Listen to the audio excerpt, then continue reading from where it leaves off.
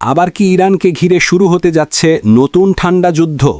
ইরানের ওপর জাতিসংঘের আরোপ করা অর্থনৈতিক ও সামরিক নিষেধাজ্ঞা 1 দশক আগে পারমাণবিক কর্মসূচি নিয়ে একটি চুক্তির পরে তুলে নেওয়া হয়েছিল। সেটি আবারও আরোপ করতে যাচ্ছে জাতিসংঘ। যুক্তরাজ্য, ফ্রান্স ও জার্মানি গত মাসে জাতিসংঘ নিরাপত্তা পরিষদে চিঠি দেওয়ার পর এই প্রক্রিয়া শুরু হয়েছে।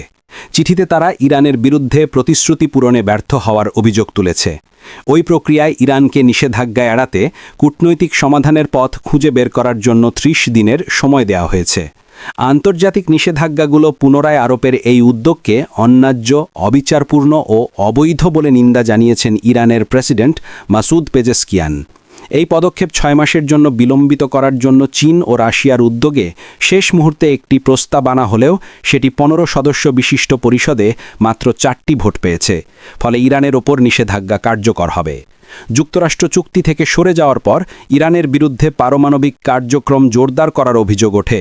মার্কিন প্রেসিডেন্ট ডোনাল্ড ট্রাম্প তার প্রথম মেয়াদে যুক্তরাষ্ট্রকে যৌথ বিস্তৃত কর্মপরিকল্পনা বা JCPOA থেকে সরিয়ে নেন। সাবেক প্রেসিডেন্ট বারাক ওবামার আমলে এই সমঝোতা হয়েছিল। ট্রাম্প একে ত্রুটিপূর্ণ বলে সমালোচনা করেন।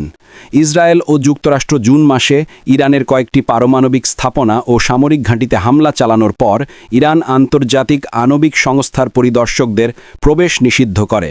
ফলে যুক্তরাষ্ট্র ও ইরানের মধ্যে পরোক্ষ আলোচনার মাধ্যমে নতুন পারমাণবিক চুক্তি অর্জনের চেষ্টা ব্যর্থ হয়। চলতি সপ্তাহে জাতিসংঘে পেজেশকিয়ান বলেন, তার দেশ কখনো পারমাণবিক বোমা তৈরির চেষ্টা করবে না। সাংবাদিকদের সাথে কথা বলার সময় তিনি বিদেশি শক্তিগুলোর বিরুদ্ধে অভিযোগ করেন, তারা মধ্যপ্রাচ্যকে অস্থির করার জন্য অজুহাত খুঁজছে।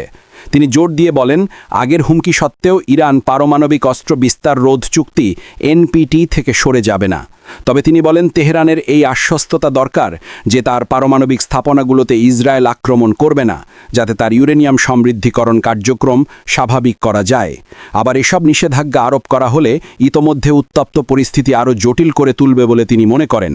একইসঙ্গে ইরানের পররাষ্ট্রমন্ত্রী আব্বাস আরাগচ্চি বলেন, যুক্তরাষ্ট্র কূটনীতিতে বিশ্বাসঘাতকতা করেছে, কিন্তু E3 অর্থাৎ যুক্তরাজ্য, জার্মানি ও ফ্রান্স সেটিকে সমাধিস্থ করেছে।